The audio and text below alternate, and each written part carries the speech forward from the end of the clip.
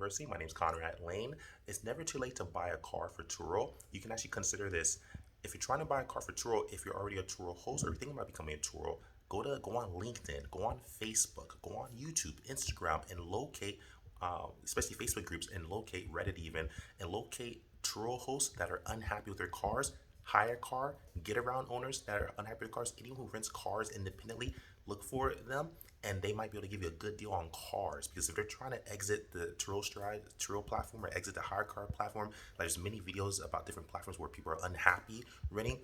You buy cars from people like that because they want to get out anyway. They'll typically usually give you a discount, and you can buy a car. Or you can even go to auctions if you're a bit more savvy. You know what you're doing. You can get cars at a huge discount from auctions. But most importantly, a really great way to get in, even if you can't buy a car, you start trying to find people who have cars. It could be a brother, sister, friend, coworker, and you can add yourself on as a custodian. And you can earn money off other people's cars. Quick tip: it's never too late to buy a car, or to acquire a car, or to use someone else's car to make income on Turo. Currently out.